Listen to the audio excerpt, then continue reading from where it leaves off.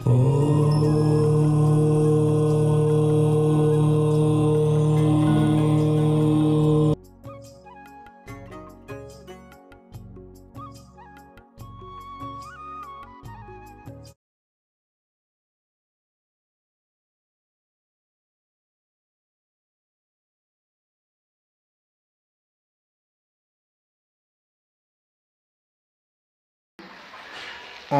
ಶಾಂತಿ. ಪ್ರಾತಃ ಮುರಳಿ 5/3/2024. ಬಾಬರವರು ಹೇಳ್ತಿದ್ದಾರೆ, ಮಧುರ ಮಕ್ಕಳೇ, ನೀವು ಶರೀರ ಸಹಿತವಾಗಿ ಎಲ್ಲ ವಸ್ತುಗಳೊಂದಿಗೆ ಮಮತ್ವವನ್ನು ತೆಗೆಯಬೇಕು. ಯಾವಾಗ ನೀವಾತ್ಮರು ಪಾವನ ಕರ್ಮಾತೀತರಾಗುತ್ತೀರಿ ಆಗ ಮನೆಗೆ ಹೋಗಲು ಸಾಧ್ಯ. ಇದು ಯಾರಿಗೆ ಹೇಳ್ತಿದ್ದಾರೆ ಬಾಬಾ? ಎಂಥ ಮಕ್ಕಳಿಗೆ? ಯಾರಿಗೆ ಮನೆಗೆ ಹೋಗಬೇಕು ಅನಿಸುತ್ತ ಅಂಥ ಮಕ್ಕಳಿಗೆ. ನಾನು ಇನ್ನೂ ಇಲ್ಲೇ ಇರಬೇಕನ್ನೋಂಥ ಮಕ್ಕಳಿಗಲ್ಲ ಇದು. ಸಾಕಾಗೈತಿ ಅಂತ ಬಾಯಲ್ಲಿ ಹೇಳ್ತೀವಿ, ಆದ್ರೆ ಇವತ್ತು ರೆಡಿನಾ ಅಂದ್ರೆ ತಡಿ ಬಾಬಾ ಸ್ವಲ್ಪ ಅಂತೀವಿ. ರೆಡಿ ಇಲ್ಲ ನಾವಿನ್ನ. ಆ ಕಡೆ ಇನ್ನೂ ಮನಸ್ಸು ಆಗ್ತಿಲ್ಲ ನಮಗೆ, ಇನ್ನೂ ಇಲ್ಲೇ ಇದೆ. ಹೇಳ್ತೀವಿ ಸುಮ್ಮನೆ ಬಾಯಲ್ಲಿ ನಾವು ಬಾಬಾ, ಆತ್ಮ, ಪರಂಧಾಮ, ಮುಕ್ತಿ, ಅಶರೀರಿ, ಕರ್ಮಾತೀತ ಇವೆಲ್ಲ ಬಾಯಲ್ಲಿದೆ ಅಷ್ಟೇ. ಅಂದರೆ ಕರ್ಮದಿಂದ ಅತೀತರಾದಾಗ ಮತ್ತು ಸಾಕಾದಾಗ ಇದು ಬಿಡೋದು ಅಷ್ಟೇ. ಇನ್ನೇನು ಕರ್ಮಾತೀತ ಅಂದ್ರೆ ಎಲ್ಲ ಸಾಕು, ಮಾಡಬೇಕೀಗ. ಒಳಗಡೆ ಹೃದಯ ಹೊಡ್ಕೊಳ್ತಾ ಇದೆ, ನಡೀತಾ ಇದೆ ಅದು. ಅದ್ರ ಬಗ್ಗೆ ನಿಮಗೇನು ಸಂಕಲ್ಪನೂ ಇಲ್ಲ, ವಿಕಲ್ಪನೂ ಇಲ್ಲ. ಸಾಕ್ಷಿಯಾಗಿ ಅದ್ರ ಪಾಡಿಗೆ ಅದು ಹೊಡಿತಾ ಇದೆ, ನಿಮ್ಮ ಪಾಡಿಗೆ ನೋಡ್ತಾ ಇದ್ದೀರಿ.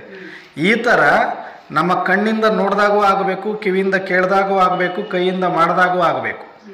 ಕೈಯಿಂದ ಕೆಲಸ ನಡೀತಾ ಇದ್ರೂ ಕೂಡ ಒಳಗಡೆ ಹೃದಯ ಒಳ್ಕೊಡ್ತಾ ಇದ್ದಾಗ ಅದಕ್ಕೆ ಎಷ್ಟು ಸಾಕ್ಷಿಯಾಗಿದ್ದೀವಿ ಅಷ್ಟೇ ಸಾಕ್ಷಿತನ ಕೈಯಿಂದ ಕೆಲಸ ನಡೀತಾ ಇದ್ರೂ ಕೂಡ ಭಗವಂತನನ್ನು ನೆನಪು ಮಾಡೋದ್ರಲ್ಲಿ ಮಗ್ನ ಆಗಿರ್ಬೇಕು. ನಾವು ಮನೆ ನೆನಪು ಮಾಡೋದ್ರಲ್ಲಿ ಮಗ್ನ ಆಗಿರಬೇಕು. ಈಗ ಹೃದಯ 24 ಗಂಟೆ ಹೊಡ್ಕೊಳ್ತಾ ಇದೆ, ನಿಮಗೇನಾದ್ರೂ ಡಿಸ್ಟರ್ಬ್ ಆಗ್ತಾ ಇದೆಯಾ? ಭಗವಂತ ನೆನಪು ಮಾಡ್ತಾ ಇದ್ದೀವಿ, ಇಲ್ಲ ಅಣ್ಣವ್ರೆ ಸ್ವಲ್ಪ ಹೃದಯ ನಿಂತ್ಕೊಂಡ್ಬಿಡ್ಲಿ, ಆಮೇಲೆ ಬಾಬಾ ನೆನಪು ಮಾಡ್ತೀನಿ. ಮತ್ತೆ ಈಗ ಕೇಳಿದ್ರೆ ಹೇಳ್ತಾರಲ್ಲ, ಇಲ್ಲ ಅಣ್ಣವ್ರೆ ಇನ್ನೂ ಸ್ವಲ್ಪ ಕೆಲಸ ಇದೆ, ಅದೊಂದಿಷ್ಟು ಮುಗಿಸ್ಬಿಟ್ಟು ಬಾಬನ ಧ್ಯಾನದಲ್ಲಿ ಬಂದ್ಬಿಡ್ತೀನಿ ಅಣ್ಣವ್ರೆ, ಮಕ್ಕಳದೊಂದಷ್ಟು ಮದುವೆ ಮಾಡಿ ಬಂದ್ಬಿಡ್ತೀನಿ ಅಣ್ಣವ್ರೆ, ಮನೆ ಕಟ್ಟಿ ಬಂದ್ಬಿಡ್ತೀನಿ ಅಣ್ಣವ್ರೆ, ಇನ್ನೊಂದು 5 ವರ್ಷ ಹೋದ್ಮೇಲೆ ಬಂದ್ಬಿಡ್ತೀನಿ ಅಣ್ಣವ್ರೆ ಅಂತಾರೆ. ಅಲ್ಲಿ ತನಕ ಇಲ್ಲ. ಈಗ ಯಾರಾದ್ರೂ ಇಲ್ಲಿ ಓಡಾಡ್ತಾ ಇರ್ತಾರೆ, ಏನಾದ್ರೂ ಸೇವೆ ಮಾಡ್ತಿರ್ತಾರೆ, ನಾವು ಧ್ಯಾನಕ್ಕೆ ಕುಂತ್ರೆ ಹೆಂಗ್ ಮಾಡ್ಬೇಕು? ಧ್ಯಾನ ಆಗಲ್ಲ ಅಣ್ಣವ್ರೆ, ನಮ್ದು ಕಾಲು ನೋವು ಬರುತ್ತೆ, ಕೈ ನೋವು ಬರುತ್ತೆ, ತಲೆನೋವು ಬರುತ್ತೆ, ವಿಚಾರಗಳು ಬರುತ್ತೆ, ಭಗವಂತ ನೆನಪು ಮಾಡಕ್ ಆಗಲ್ಲ ಅಣ್ಣವ್ರೆ, ಇವೆಲ್ಲ ಡಿಸ್ಟರ್ಬ್ ಆಗುತ್ತೆ ನಮಗೆ ಅಂತೀವಿ. ಮತ್ತೆ ಹೃದಯ ಒಡ್ಕೊಳ್ತಾ ಇದೆ, ಕಿಡ್ನಿ ಕೆಲಸ ಮಾಡ್ತಾ ಇದೆ, ಲಿವರ್ ಕೆಲಸ ಮಾಡ್ತಾ ಇದೆ, ಜಠರ ಕೆಲಸ ಮಾಡ್ತಾ ಇದೆ. ಸುಮ್ಮನೆ ಇದಕ್ಕೆ ಹಾಕಿ ಮುಚ್ಚಿಟ್ಬಿಡ್ತೀರಿ ಡಬ್ಬಿ ಒಳಗಡೆ, ಅಷ್ಟು ಕೆಲಸ, ಮಿಕ್ಸರು, ಗ್ರೈಂಡರು ಅಷ್ಟು ನಡೀತಾ ಇದೆ. ಇಲ್ಲಿ ಎಲ್ಲ ಚಲವೇ ಅದಾವು, ಒಳಗೆ ಬೆಂಕಿ ಒಲೆ ಉರಿತಾನೇ ಇದೆ, ನೀವು ಹಾಕಿದನ್ನ ಬೇಯಿಸ್ತಾನೆ ಇದೆ 24 ಗಂಟೆ. ಮತ್ತೆ ಅದೆಲ್ಲ ನಡೆದ್ರು ಕೂಡ ಬಾಬಾ ನೆನಪು ಮಾಡಕ್ಕೆ ನಿಮ್ಗೇನಾದ್ರೂ ಕಷ್ಟ ಆಗೈತೆ? ಇಲ್ಲ. ಒಳಗಿನ ಅಷ್ಟೂ ಕರ್ಮಗಳು ನಡೆದ್ರು ಭಗವಂತ ನೆನಪು ಮಾಡಕ್ಕೆ ನಿಮಗೇನೂ ತೊಂದರೆ ಮಾಡ್ತಾ ಇಲ್ಲ. ಹಂಗೆ ಹೊರಗಿನ ಕರ್ಮ ಎಷ್ಟೇ ನಡೀತಾ ಇದ್ರು, ಹೊರಗಡೆ ಎಷ್ಟೇ ಡಿಸ್ಟರ್ಬೆನ್ಸ್ ಇದ್ರೂ ಕೂಡ ನನ್ನ ಒಂದು ಸ್ಮೃತಿಗೆ ಯಾವುದು ತೊಂದರೆ ಆಗಲ್ಲ ಅಂತಂದ್ರೆ ಅದು ಕರ್ಮಾತೀತ ಸ್ಥಿತಿ. ಬ್ರಹ್ಮ ಬಾಬಾ ಕಡೆಯವರೆಗೂ ಎಲ್ಲ ಕೆಲಸಗಳನ್ನ ಮಾಡ್ತಾ ಇದ್ರು. ಆದ್ರೆ ಅವ್ರು ಯಾವ ಕೆಲಸನೂ ಕೂಡ ಬಾಬಾ ನೆನಪು ಮಾಡಕ್ ನನಗಿದು ಅಡ್ಡಿ ಆಗತ್ತೆ ಅಂತ ಹೇಳಿದ್ರ ಬಾಬಾ? ಮಮ್ಮಾರವ್ರು ಹೇಳಿದ್ರ? ಕ್ಯಾನ್ಸರ್ ಅಂತ, ಕ್ಯಾನ್ಸರ್ ಅಷ್ಟು ದೊಡ್ಡ ರೋಗ ಬಂದರೂ ಕೂಡ ಮಮ್ಮಾರವ್ರಿಗೆ ಏನೂ ಮಾಡೋಕ್ಕಾಗಲಿಲ್ಲ. ಅಷ್ಟು ಚಂದ ಬಾಬಾ ನೆನಪು ಮಾಡ್ಕೊಂಡ ಕೂತ್ಕೊಂಡ್ರು. ಹಂಗೆ ನಾವು ಹೊರಗಡೆನೂ ಕೂಡ ಯಾವುದೇ ಕೆಲಸ ಮಾಡಬೇಕಾದ್ರೆ ನಮಗೆ ಎಷ್ಟು ಲಕ್ಷ್ಯ ಇರುತ್ತೋ ಅದು ಕರ್ಮಾತೀತ ಸ್ಥಿತಿ.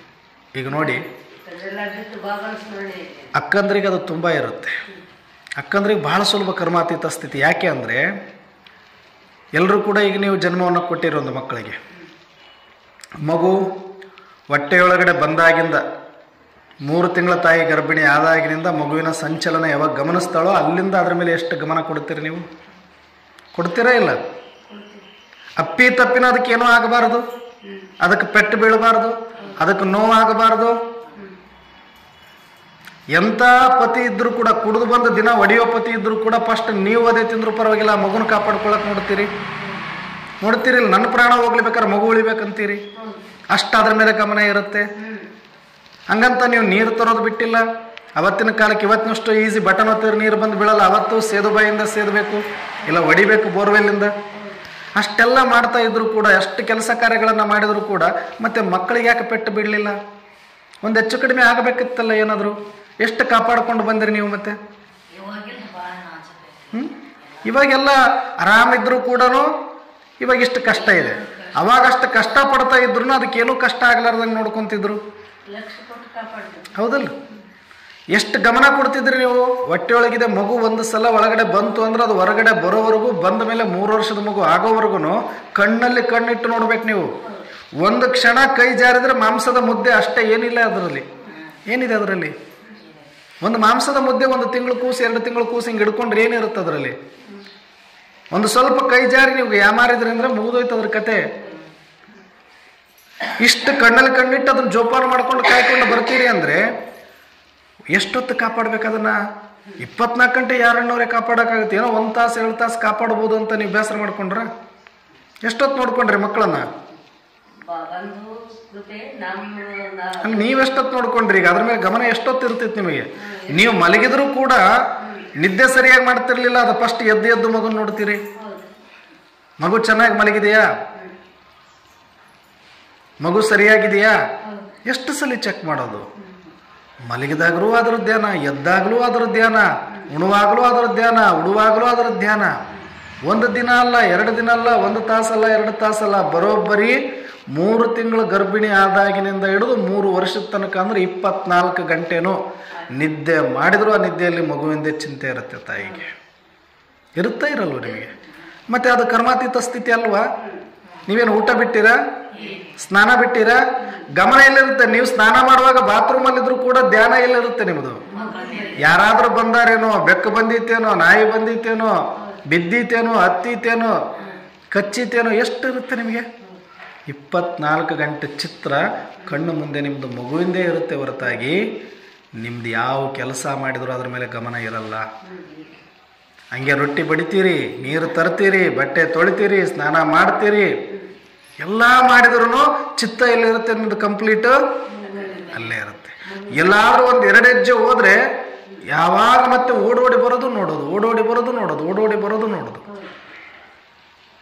ಅದು ಹತ್ರ ಸಾಕು. ಅದ್ರ ಧ್ವನಿ ಯಾರಿಗೆ ಕೇಳುತ್ತೋ ಇಲ್ಲ, 1 ಪರ್ಲಾಂಗ ದೂರ ಇದ್ರೆ ಆ ತಾಯಿ ಕೇಳಿಸ್ಬಿಡುತ್ತೆ ಅದಷ್ಟು. ಇದು ನಂದೇ ಮಗು ಅಳ್ತಾ ಇರೋದು ಅಂತ. ಅಷ್ಟು ಜಲ್ದಿ ಬರ್ತೀರಿ ನೀವು? 24 ಗಂಟೆ ಗಮನ ಅಷ್ಟು ಕೊಡ್ತೀರಿ.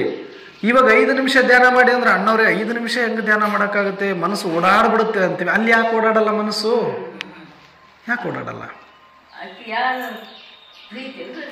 ಜವಾಬ್ದಾರಿ. ಪ್ರೀತಿ ಇದ್ರೆ ಸಾಕಾಗಲ್ಲ, ಜವಾಬ್ದಾರಿ ಇರಬೇಕು. ಮಕ್ಕಳನ್ನ ಎಲ್ಲರೂ ಪ್ರೀತಿಸ್ತಾರೆ. ಜವಾಬ್ದಾರಿ ಇಲ್ಲದ ತಂದೆ ತಾಯಿಗಳು ಎಷ್ಟೋ ತಾಯಂದ್ರು ಮಕ್ಕಳನ್ನ ಕಳ್ಕೊಂಡಿದ್ದಾರೆ. 1 ಕ್ಷಣ ಯಾಮಾರಿದ್ರು ಸಾಕಲ್ಲ, ಅದು ಹಾಳಾಗಕ್ಕೆ 24 ಗಂಟೆ ಕಾಯೋದು ಬೇಕಿಲ್ಲ.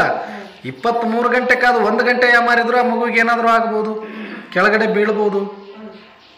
ಕಣ್ಣಲ್ಲಿ ಕಣ್ಣಿಟ್ಟು 24 ಗಂಟೆ ಕಾಯ್ತೀರಿ ಅಂದ್ರೆ 24 ತಾಸು ಯೋಗನೇ ಅದು ನಿಮ್ಮದು, ಕರ್ಮಾತೀತ ಸ್ಥಿತಿನೇ ಅದು ನಿಮ್ಮದು. ಅದು ಗೊತ್ತಿಲ್ಲ ನಿಮಗೆ ಇದಕ್ಕೆ ಅಂತಾರೆ ಅಂತ. ಇದನ್ನ ಏನೇನೋ ತಿಳ್ಕೊಂತೀವಿ ಶಾಸ್ತ್ರದೊಳಗಡೆ. ಪ್ರತಿಯೊಬ್ಬ ತಾಯಿನೂ ಕರ್ಮಾತೀತ ಸ್ಥಿತಿಯಲ್ಲಿ ಪಡ್ಕೊಂಡೇ ಇದ್ದಾಳೆ. ಇಲ್ಲ ಅಂದ್ರೆ ಆ ಮಗು ನಾವ್ ಯಾರು ಬದುಕ್ತಿರ್ಲಿಲ್ಲ, ನಾವೆಲ್ಲ ಮಾಂಸದ ಮುದ್ದೆ ಇದ್ವಿ ಅಷ್ಟೇ. ನಾವು ಹಾಕಿ ಉಡಲೊಳಗೆ ಇಟ್ಕೊಂಡು ಮಡಲೊಳಗೆ ಇಟ್ಕೊಂಡು ಸಾಕಿ ಸಲುವಿ ನಮ್ಮನ್ನು ದೊಡ್ಡವ್ರು ಮಾಡಿದ್ದಕ್ಕೆ ಇವತ್ತು ಅಂದ ಚಂದ ನೋಡ್ತಾ ಇದೀವಿ ನಾವು. ಇಲ್ಲಂದ್ರೆ ಏನಿದೆ ಯಾರ ಹತ್ರ? ಯಾವ ತಾಯಿನೂ ಕೂಡ ಈ ತ್ಯಾಗವನ್ನ, ಈ ತಪಸ್ಸನ್ನ ಮಾಡದೆ ಯಾವ ಮಕ್ಕಳು ದೊಡ್ಡವರಾಗ್ಲಿಕ್ಕೆ ಸಾಧ್ಯ ಇಲ್ಲ. ಎಂಥ ಬೇಕಾದಂಥ ಮಹಾತ್ಮರಲ್ಲಿ ಆ ತಾಯಿ ಅಷ್ಟು ತ್ಯಾಗ, ಅಷ್ಟು ತಪಸ್ಸು, ನಿದ್ರೆ ಬಿಟ್ಟು, ಊಟ ಬಿಟ್ಟು, ಕಣ್ಣಲ್ಲಿ ಕಣ್ಣಿಟ್ಟು, ನಿದ್ದೆ ಕೂಡ ಎಣ್ಣೆ ಬಿಟ್ಕೊಂಡು ಕಣ್ಣಿಗೆ ಕಾಪಾಡಿಕೊಂಡು ಬಂದಿರೋದಕ್ಕೆ ಇವತ್ತು ನಾವು ಉಳ್ಕೊಂಡಿದ್ದೀವಿ. ಅದೇ ಕರ್ಮಾತೀತ ಸ್ಥಿತಿ. ಅಷ್ಟೇ ಗಮನವನ್ನು ಇವಾಗ ಎಲ್ಲಿ ಕೊಡಬೇಕು? ನಿಮ್ಮ ಭ್ರುಕುಟಿಯ ಮಧ್ಯದಲ್ಲಿರುವ ಆತ್ಮಕ್ಕೆ ಕೊಡಿ. ಆತ್ಮ ನೀವು ಯಾವಾಗ ಇಷ್ಟು ಗಮನ ಕೊಡ್ತೀರಿ ಅಷ್ಟು ಅದು ಪರಮಾತ್ಮನ ಕಡೆ ನೋಡ್ತಾ ಹೋಗುತ್ತೆ. ನಿಮ್ಮ ಕೆಲಸ ಇಲ್ಲಿ ಕೊಡೋದು, ಅದ್ರ ಕೆಲಸ ಮೇಲೆ ನೋಡೋದು, ಅದು ಮಾಡುತ್ತೆ. ಈಗ ನಿಮ್ಮ ಗಮನ ಹೆಂಗಂದ್ರೆ ಮಗು ಯಾವುದು ಅಂದರೆ ನಿಮಗೆ ಆತ್ಮದ ಸ್ಮೃತಿಯನ್ನು ಪರಮಾತ್ಮ ಕೊಟ್ಟಿದ್ದಾರೆ. ಅದೇ ಈಗ ನಿಮ್ಮದು ಮಗು. ದೀಪ ಅದು ಹಚ್ಚಿದರೆ, ಈಗ ಯಾರಾದರೂ ಜಾಗರಣೆ ಟೈಮಲ್ಲಿ, ಲಕ್ಷ್ಮೀ ಪೂಜೆ ಮಾಡೋ ಟೈಮಲ್ಲಿ ನೀವೇನು ಮಾಡ್ತೀರಿ? ದೀಪ ಕಾಯಬೇಕು ಅಂತೀರಿ. ಎಷ್ಟೊತ್ತು ಕಾಯ್ತೀರಿ ದೀಪ? 12 ಗಂಟೆ. ರಾತ್ರಿ ಪೂಜೆ ಮಾಡಿದ್ರೆ ಬೆಳತ ಹರಿಯೋ ತನಕ ಮಾಡ್ತೀರಿ, ದೀಪ ಇಳಿಸೋ ತನಕನೂ ಕಾಪಾಡ್ಕೊಳ್ತೀರಿ. ಎಣ್ಣೆ ನೋಡ್ತಾ ಇರ್ತೀರಿ, ದೀಪ ಕುಡಿ ತೆಗಿತಾ ಇರ್ತೀರಿ, ಜ್ಯೋತಿ ಬೆಳಗ್ತಾ ಇರಬೇಕು. ಆದ್ರೆ ಆ ದೀಪನಾದ್ರೂ ಇವ್ರ ಅಕ್ಕರಾದ್ಮೇಲೆ ಇವ್ರೊಂದು ಸ್ವಲ್ಪ ಹೊತ್ತು ಮಲ್ಕೊಳ್ಳಿ, ಆಮೇಲೆ ಅವ್ರು ಎದ್ದೇಳಿ ಅವ್ರು ಮಲ್ಕೊಳ್ಳಿ ಅಂತ ಹಿಂಗೆ ಮಾಡ್ತೀರಿ, ಹೌದಾ? ಆದರೆ ಈ ದೀಪ ಹಂಗಾಗಲ್ಲ. ಇದು ಹಾಗೆ ಬಾಬಾ ಹೇಳ್ತಾರೆ, ಇದು ನಾನು ದೀಪ ಕೊಟ್ಟೆ ನಿಮಗೆ, ಆತ್ಮದ ಸ್ಮೃತಿಯ ಜ್ಯೋತಿ ಹಚ್ಚಿ ನಿಮಗಿಲ್ಲಿ, ಇದನ್ನು ಕಾಪಾಡ್ಕೊಳ್ಳೋ ಜವಾಬ್ದಾರಿ ಯಾರ್ದು? ಎಷ್ಟೊತ್ತು ನೋಡಬೇಕು ನಾವು ಅಂದರೆ ಎಣ್ಣೆ ಹಾಕಬೇಕು, ದೀಪ ಕುಡಿ ತೆಗಿಬೇಕು, ಕುಡಿ ಬರುತ್ತೆ, ಬತ್ತಿ ಹೋದ್ಮೇಲೆ ಹೊಸ ಬತ್ತಿ ಜೋಡಿಸ್ಬೇಕು, ಇಷ್ಟೇ ಕೆಲಸ ಮಾಡೋದು. ದೀಪ ಹಚ್ಚಿದ ಮೇಲೆ ಮುಗಿದು, ಹಚ್ಚಿಬಿಟ್ಟಾರೆ ಅದನ್ನು ಕಾಪಾಡ್ಕೊಳ್ತಾ ಹೋಗೋದು, ಗಾಳಿ ಬಡಿಲಾರ್ದಂಗ, ಅದಕ್ಕೆ ಎಣ್ಣೆ ಆಗ್ಲಾರ್ದಂಗ, ಬತ್ತಿ ಕುಡಿ ಹೋಗ್ಲಾರ್ದಂಗ ನೋಡ್ಕೊಂತ ಇದ್ರೆ ಸಾಕು. ಹಾಗೆ ಪ್ರತಿದಿನ ಬಾಬರವ್ರ ಮುರಳಿ ನಾವು ಯಾಕೆ ಕೇಳಬೇಕು ಅಂದರೆ, ಅವತ್ತು ಪರಮಾತ್ಮ ಬಂದ ಆತ್ಮದ ಸ್ಮೃತಿ, ನೀನೊಂದು ಆತ್ಮ ಇದೆಯಾ ಮಗು ಅಂತ ಆ ಜ್ಯೋತಿ ಹಚ್ಚಿಬಿಟ್ಟಿದ್ದಾನೆ. ಈಗ ನಾವೆಲ್ಲರೂ ಬಾಬರವ್ರ ಮಕ್ಕಳೇ, ಆದರೆ ಯಾರ ದೀಪ ಹತ್ತೇವೋ ಯಾರ ದೀಪ ಆರ್ಯವೋ ಯಾರಿಗೆ ಗೊತ್ತಾಗುತ್ತದೆ? ಎಲ್ಲರೂ ಬೆಳ್ಳನ ಬಟ್ಟೆ ಹಾಕ್ಕೋಬೋದು, ನಾವು ಬ್ಯಾಡ್ ಜಕ್ಕೊಳ್ಬೋದು, ನಾವು ನೂರಾರು ಜನ ಲಕ್ಷಾಂತರ ಜನ ಓಡಾಡ್ತಿರ್ಬೋದು, ಆದ್ರೆ ಅದ್ರಾಗ ಹತ್ತಿರೋ ದೀಪ ಯಾವ, ಆರಿದ ದೀಪ ಯಾವ ದೀಪ ಯಾವ ಗಾಳಿಗೆ ಆರೋಗ್ಯವೋ ಗೊತ್ತಿಲ್ಲ, ಯಾವ ಎಷ್ಟು ಕುಡಿ ಬಂದವೋ ಗೊತ್ತಿಲ್ಲ, ಎಷ್ಟು ಎಣ್ಣೆ ಖಾಲಿ ಮಾಡ್ಕೊಂಡವೋ ಗೊತ್ತಿಲ್ಲ. ಮತ್ತೆ ಯಾರು ಹಾಕಬೇಕು ಅದಕ್ಕೆ? ಅದಕ್ಕೆ ಬಾಬರವರು ಪ್ರತಿದಿನ ನೀವು ಬಾಬರವ್ರ ಮನೆಗೆ ಬಂದು ಈ ಜ್ಞಾನದ ಎಣ್ಣೆಯನ್ನು ಹಾಕ್ತಾ ಇರಿ, ಸ್ಮೃತಿಯ ಜ್ಯೋತಿಯನ್ನು ಕುಡಿಯನ್ನು ತೆಗೆದು ಮತ್ತೆ ಸ್ವಚ್ಛ ಮಾಡ್ಕೊಳ್ಳಿ. ಇಡೀ ದಿನ ಅದು ನಂದಾದೀಪವಾಗಿ ಉರಿತಾ ಇರಬೇಕು. ನನ್ನ ಆತ್ಮ ನನ್ನ ಆತ್ಮ ನನ್ನ ಆತ್ಮ ನನ್ನ ಆತ್ಮ ಅನ್ನುವ ಜ್ಯೋತಿ ಬೆಳಗ್ತಾ ಇರಬೇಕು. ಇದನ್ನು ಕಾಪಾಡ್ಕೊಂಡ್ಬಿಟ್ರೆ ಅಂದರೆ ಇದೇ ಕೆಲಸ ಪುರುಷ. ಇಷ್ಟು ಬಿಟ್ಟರೆ ಇನ್ನು ಏನೂ ಇಲ್ಲ. ಹೆಚ್ಚಿಗೆ ತಿಳ್ಕೊಂಡ್ರೆ ಅದು ವಿಷ. ಇದನ್ನು ಬಿಟ್ಟು ಬೇರೆ ಏನು ತಿಳ್ಕೊಂಡ್ರೆ ನಿಮಗೆ ಅದು ವ್ಯರ್ಥ. ಅದು ಆತ್ಮ ನಾನು ಈ ದೀಪ ಕಾಪಾಡ್ಕೊಳ್ಬೇಕು, ಇಷ್ಟೇ ನಮ್ಮಪ್ಪ ಹೇಳಿರೋದು. ಇದನ್ನು ಬಿಟ್ಟು ಉಳಿದದ್ದೆಲ್ಲ ಏನು ಅಂದರೆ ಸುಮ್ಮನೆ ಹೊಸ ಜನಗಳಿಗೆ ಇದೆಲ್ಲ ಅರ್ಥ ಮಾಡಿಸೋದಕ್ಕೆ ಇಷ್ಟೆಲ್ಲ ಬೇಕಾಗಿರೋದು. ನಾವು ಮಾಡಬೇಕಾಗಿರೋದೇನು ಕೆಲಸ ಇಷ್ಟು. ನೀವು ಹೆಂಗ ಗರ್ಭದೊಳಗಿದ್ದ ಮಗುವನ್ನು ಕಾಪಾಡಿಕೊಂಡು ಹೊರಗಡೆ ಬಂದ ಮೇಲೆ ಅದನ್ನು ಕಾಪಾಡಿ ದೊಡ್ಡದು ಮಾಡಿದ್ರಿ, ಹಾಗೆ ಈ ಜ್ಯೋತಿಯನ್ನು ಯಾರು ಎಷ್ಟು ನಿರಂತರವಾಗಿ ಇಟ್ಕೊಂಡಿದ್ದಾರೋ ಕಾಪಾಡಿಕೊಂಡಿದ್ದಾರೋ ಅಷ್ಟು ದೊಡ್ಡ ಪದವಿ. ಇದು ಬಿಟ್ಟರೆ ಇನ್ನೇನು ಇಲ್ಲ. ನೀವು ಎಷ್ಟು ಏನು ಸೇವೆ ಮಾಡಿದರೂ ಇಲ್ಲ. ಎಂಥ ದೊಡ್ಡ ಸೇವೆದಾರಿ ಇದ್ದಾರಪ್ಪ ಅವರು, ಭಾಳ ಚಂದ ಭಾಷಣ ಮಾಡಿದ್ದಾರೆ ಅಂದ್ರೂ ಇಲ್ಲ, ಬೇಕಾದಷ್ಟು ಸೆಂಟರ್ಗಳು ಕಟ್ಟಿದ್ದಾರೆ ಅಂದ್ರೂ ಇಲ್ಲ, ಲಕ್ಷಾಂತರ ಜನ ಅವ್ರ ಮಾತು ಕೇಳ್ತಾರೆ, ಅವ್ರ ಹತ್ರ ಹೋಗ್ತಾರೆ ಅಂದ್ರೂ ಇಲ್ಲ. ನೀನು ಎಷ್ಟು ಹೊತ್ತು ಈ ದೀಪವನ್ನು ಕಾಪಾಡಿಕೊಂಡಿದೀಯಾ? 1 ಗಂಟೆನ, 2 ಗಂಟೆನ, 10 ಗಂಟೆನ, 1 ವರ್ಷನ, 10 ವರ್ಷನ ಆರ್ಲಾರ್ದಂಗ ದಿನ ದೀಪ ಹಚ್ಚೋದು, ಎಣ್ಣೆ ಹಾಕೋದು, ಮತ್ತೆ ಆರೋಗೋದು, ಮತ್ತೆ ಮರುದಿನ ಬರೋದು, ದೀಪ ಹಾಕೋದು, ಎಣ್ಣೆ ಹಚ್ಚೋದು, ಅದೆಲ್ಲ ಕಾಮನ್ ಆಗಿ ನಡೆಯುತ್ತೆ. ಒಂದು ಸಲ ಹತ್ತುಕೊಂಡು ಜೊತೆ ಆರ್ಲಾರ್ದಂಗೆ ಎಷ್ಟೊತ್ತು ಯಾರು ಜಾಸ್ತಿ ಕಾಪಾಡ್ಕೊಳ್ತಾರೋ ಅವ್ರು ದೊಡ್ಡವರು, ಅವರಿಗೆ ಶ್ರೇಷ್ಠ ಪದವಿ. ಇಷ್ಟೇ. ಇಲ್ಲಿ ಏನು ಮಾಡಿದ್ದಾರೆ ಹೊರಗಡೆ ಅನ್ನೋದ್ರ ಮೇಲೆ ಪದವಿ ಇಲ್ಲ, ಒಳಗಡೆ ಎಷ್ಟೊತ್ತು ಈ ಜ್ಯೋತಿ ಉರಿಸ್ಕೊಂಡಿದ್ದಾರೆ ಅನ್ನೋದ್ರ ಮೇಲೆ ಮಾತ್ರನೇ ಇಲ್ಲಿ ಪದವಿ ಸಿಗುತ್ತೆ. ಅದಕ್ಕೆ ಬಾಬಾ ಹೇಳ್ತಾರೆ, ನೀವು ಶರೀರ ಸಹಿತವಾಗಿ ಎಲ್ಲ ವಸ್ತುಗಳೊಂದಿಗೆ ಮಮತ್ವ ಬಿಟ್ಟುಬಿಡಿ. ಅವತ್ತು ನಿಮಗೆ ಪತಿ ಹೆಚ್ಚಿಗೆ ಕಾಣಿಸಲ್ಲ, ಮನೆ ಹೆಚ್ಚಿಗೆ ಕಾಣಿಸಲ್ಲ, ಸಂಪಾದನೆ ಹೆಚ್ಚಿಗೆ ಕಾಣಿಸಲ್ಲ, ನಿಮ್ಗೆ ಕಾಣಿಸೋದು ಬರೀ ಮಗು ಮಾತ್ರ. ಯಾರ ಮಾತು ಕೇಳಲ್ಲ ನೀವು. ಫಸ್ಟ್ ಆ ಮಗು ಬೇಕು ನನಗೆ, ಆ ಮಗುನ ನೋಡ್ಕೋಬೇಕು, ಆ ಮಗುನ ನೋಡ್ಕೋಬೇಕು ಅನ್ನೋದಷ್ಟೇ ಇರುತ್ತೆ. ನಿಮ್ಗೆ ಅವತ್ತು 50 ತೊಲಿ ಬಂಗಾರ ಕೊಡ್ತೀನಿ, ಆ ಮಗುನ ಕೊಟ್ಟು ಬಿಡಂದ್ರೆ ಯಾರಾದ್ರೂ ಕೊಡೋರಿದ್ರೆ ನೀವು ಒಂದು 50,000 ರೂಪಾಯಿ ಸೀರೆ ಕೊಡ್ತೀನಿ ಅಕ್ಕವ್ರೆ, ಮಗು ಕೊಡಿಯೋದ್ರು ಕೊಡ್ತೀರಾ? ಮತ್ತೆ ಎಷ್ಟು ಗಮನ ಅದ್ರ ಮೇಲೆ. ಪತಿನ ಬೇಕಾದ್ರೆ ದೂರ ಮಾಡ್ಕೊಂತೀರಿ ಮಕ್ಕಳ ಸಲುವಾಗಿ. ಮಕ್ಕಳ ವಿಚಾರಕ್ಕೆ ಬಂದ್ರೆ ಹುಷಾರು ಅಂತ ಹೇಳ್ತೀರಿ ನೀವು. ಮಗನ ವಿಚಾರಕ್ಕೆ ಬಂದ್ರೆ ನೀನು ಉಳಿಯಲ್ಲ, ನಾನು ಇರಲ್ಲ ಇಲ್ಲಿ, ನೀನು ಇರಬೇಕೆಲ್ಲಿ ಅಲ್ಲೇ ಇರಬೇಕಷ್ಟೇ. ಮಕ್ಕಳ ವಿಚಾರಕ್ಕೆ ಬಂದರೆ ತಾಯಿನೂ ಕೂಡ ಏನಾಗ್ಬಿಡ್ತಾಳೆ, ರೌದ್ರವತಾರ ತಾಳೆ ಬಿಡ್ತಾಳೆ. ಅಷ್ಟರ ಮಟ್ಟಿಗೆ ನಿಮಗೆ ಅದ್ರ ಕಡೆ ಗಮನ ಇರುತ್ತಲ್ಲ, ಅದ್ರ ಮೇಲೆ ಮೋಹ ಇರುತ್ತಲ್ವ, ಉಳಿದೆಲ್ಲ ಮರೆತು ಬಿಡ್ತಿರಲ್ವ. ಅದು ಮರೆತ್ರೇ ಇದನ್ನ ಕಾಪಾಡ್ಕೊಳ್ಳೋಕೆ ಸಾಧ್ಯ. ಒಂದನ್ನು ಬಿಡು ಒಂದನ್ನು ಹಿಡಿ ಅಂತ ಹೇಳಿದ್ರು. ಎಲ್ಲ ಹಿಡ್ಕೊಳ್ತೀನಿ ಅಂದ್ರೆ ಯಾವುದು ಸಿಗಲ್ಲ ಕೈಗೆ. ಅದಕ್ಕೆ ಇಲ್ಲಿ ಬಾಬಾ ಹೇಳ್ತಾರೆ, ಎಲ್ಲ ಶರೀರದ ಸಹಿತವಾಗಿ ಎಲ್ಲ ವಸ್ತುಗಳೊಂದಿಗೆ ಮಮತ್ವವನ್ನು ತೆಗೆದು ಬಿಡಿ, ಮೋಹವನ್ನು ತೆಗೆದು ಬಿಡಿ. ಯಾವಾಗ ನೀವು ಆತ್ಮರು ಪಾವನ ಕರ್ಮಾತೀತರಾಗ್ತೀರಿ ಆಗ ಮನೆಗೆ ಹೋಗ್ಲಿಕ್ಕೆ ಸಾಧ್ಯ. ಹೀಗೆ ಆ ಮಗುನ ಕಾಪಾಡ್ಕೊಂಡಂಗೆ ನೀವು ಹೆಂಗ ಜ್ಯೋತಿ ಕಾಪಾಡಿಕೊಂಡು ಆತ್ಮದ ಸ್ಮೃತಿಯಲ್ಲಿ ಬರ್ತೀರಿ, ಅದೇ ನಿಜವಾದ ಪವಿತ್ರ ಆಗೋದು, ಪಾವನ ಆಗೋದು. ಅಂದರೆ ಎಲ್ಲ ಶರೀರದ ಮೇಲೆ ಮೋಹವನ್ನು ಬಿಟ್ಟು ಆತ್ಮದ ಸ್ಮೃತಿಯಲ್ಲಿ ಬಂದು ಕೂಡೋದೇ ಪಾವನ ಆಗ್ಬೋದು. ಅದಕ್ಕೆ ಬಾಬರವರು ಹೇಳ್ತಾರೆ, ಅಂಥ ಕರ್ಮಾತೀತರಾದಾಗ ಮನೆಗೆ ಹೋಗಬಹುದು ಅಂತ. ಆಜ್ಕ ಪ್ರಶ್ನೆ. ಈ ದಿನ ಬಾಬರವರು ಪ್ರಶ್ನೆ ಕೇಳ್ತಿದ್ದಾರೆ, ಆತ್ಮನಿಗೆ ಯಾವ ಮಾತಿನೊಂದಿಗೆ ಬಹಳ ಭಯವಾಗುತ್ತದೆ ಮತ್ತು ಏಕೆ ಭಯವಾಗುತ್ತದೆ? ಆತ್ಮನಿಗೆ ಇದು ಒಂದು ಮಾತು ಕೇಳಿದ್ರೆ ಬಹಳ ಭಯ ಅಂತ. ಅದು ಯಾವ ಮಾತು ಮತ್ತು ಯಾಕೆ ಆ ಭಯ ಅಂತ ಕೇಳ್ತಾರೆ. ಏನಿರ್ಬೋದು ಭಯ ನಿಮಗೆ? ಯಾವ ಭಯ ಇದೆ ಈಗ ನಮಗೆ? ಇರಬೇಕಲ್ಲ, ಒಂದರ ಭಯ ಇರಬೇಕಂತಾರೆ. ಭಯ ಭಕ್ತಿ, ಸಾಹಿತ್ಯ ಅನ್ನೋ ಭಯ ಇದೆ. ಅಲ್ವಾ? ಅದೊಂದ ದೊಡ್ಡ ಭಯ. ಅದನ್ನೇ ಹೇಳ್ತಾರೆ ಬಾಬಾ, ಆತ್ಮನಿಗೆ ಶರೀರ ಬಿಡಲು ಬಹಳ ಭಯವಾಗುತ್ತದೆ.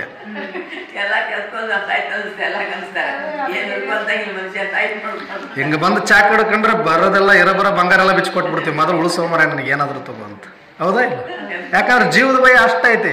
ಚುಚ್ಚು ನಾನು ಬಂಗಾರ ಕೊಡಲ್ಲ ಅಂತ ಯಾರಾದ್ರೂ ಹೇಳ್ಯಾರ ಇಲ್ಲಿ ತನಕ? ನೀನು ಎಂಥ ಶ್ರೀಮಂತ ಇದ್ರು, ಎಷ್ಟೇ ಬಂಗಾರದ ಮೇಲೆ ಮೋಹ ಇದ್ರು, ನಿನಗೆ ಚಾಕು ತಗೊಂಡು ಚುಚ್ಚಿದೀನಿ ನೋಡಿ ಈಗ ಅಂದ್ರೆ ಎಲ್ಲ ಕೊಟ್ಟು ಬಿಡ್ತೀವಿ. ಯಾಕಂದ್ರೆ ಸಾಯೋದಕ್ಕಷ್ಟು ಭಯ ಐತಿ ನಮಗೆ. ಹಂಗೆ ಆತ್ಮನಿಗೆ ಶರೀರ ಬಿಡಲು ಬಹಳ ಭಯವಾಗುತ್ತದೆ, ಏಕೆಂದರೆ ಶರೀರದೊಂದಿಗೆ ಮಮತ್ವ ಇದೆ. ಈಗ ತಾಯಿದ ಉದಾಹರಣೆ ತೋರಿಸ್ತಾರೆ. ಮಗುವನ್ನು ಕಾಪಾಡಕ್ ನೋಡ್ತಾಳೆ. ಎಷ್ಟೊತ್ತು?